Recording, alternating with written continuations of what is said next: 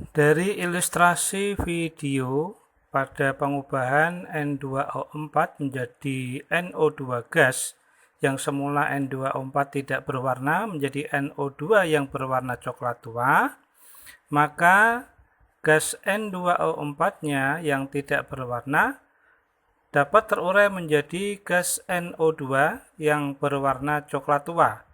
Lalu gas NO2 coklat tua tersebut dapat kembali menjadi gas N2O4 lagi, tadi dengan cara didinginkan. Nah, reaksi seperti di atas, di mana dapat terjadi reaksi ke kanan dan ke kiri, disebut reaksi dua arah atau reaksi kesetimbangan, atau reaksi dapat balik atau reaksi reversible. Reaksi ini ditandai dengan dua panah kanan dan kiri yang menunjukkan reaksi dapat berlangsung ke arah kanan dan ke arah kiri. Reaksi ke arah kanan kita sebut reaksi maju atau forward reaction, dan reaksi ke arah kiri disebut dengan reaksi balik atau reverse reaction. Jadi di sini ada reaksi maju dan reaksi balik. Setelah kita membahas mengenai reaksi satu arah atau reaksi irreversible dan reaksi dua arah atau reaksi reversible atau reaksi kesetimbangan, sekarang kita membahas mengenai kesetimbangan dinamik. Apa itu kesetimbangan dinamis? Ya, perhatikan pengertiannya.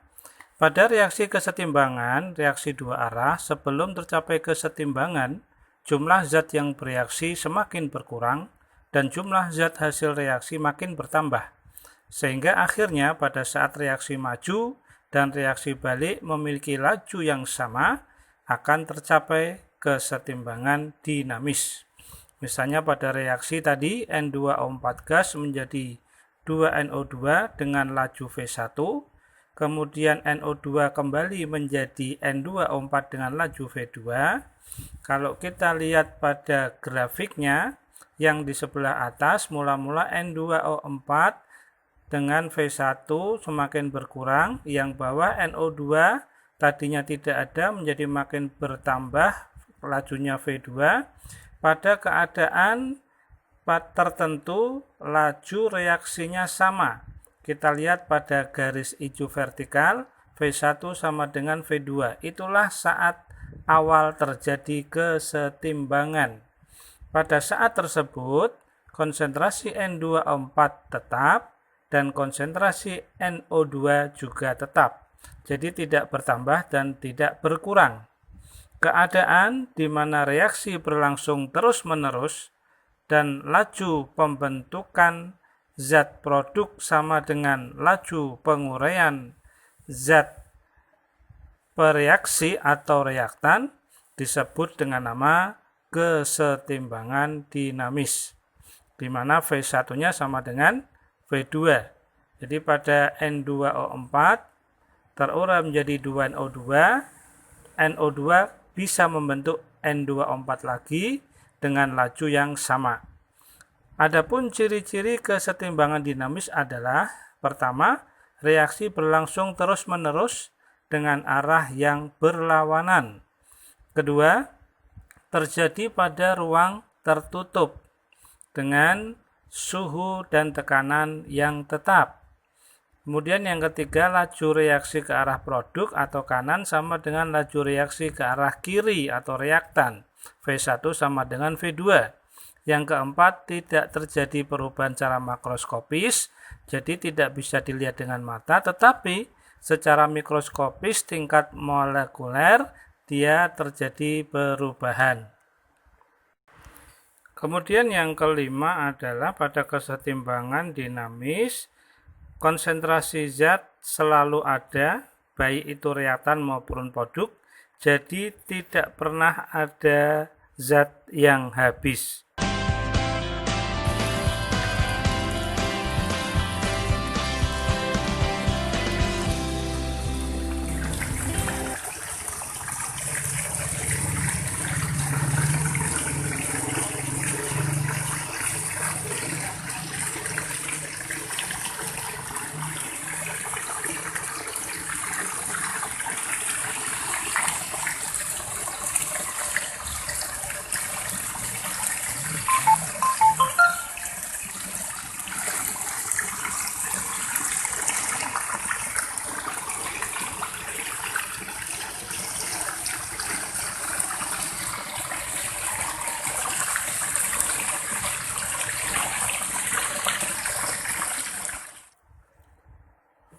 Jenis-jenis kesetimbangan. Jenis-jenis kesetimbangan ada dua, yaitu yang pertama homogen, yang kedua adalah heterogen. Kesetimbangan yang homogen ditandai dengan reaktan dan hasil reaksi atau produknya berfase sama, misalnya sesama gas atau semuanya berupa larutan. Adapun heterogen bila reaktan dan hasil reaksinya berupa fase yang berbeda. Contoh untuk kesetimbangan homogen, SO2 gas tambah O2 gas menjadi 2SO3 gas, NH4OH larutan, reaksi bolak-balik NH4 plus larutan tambah OH- larutan. Untuk contoh heterogen, CaCO3 padat, reaksi bolak-balik CaO padat dan CO2 gas, BaSO2 padat menjadi Ba2 plus larutan dan SO4 2- larutan.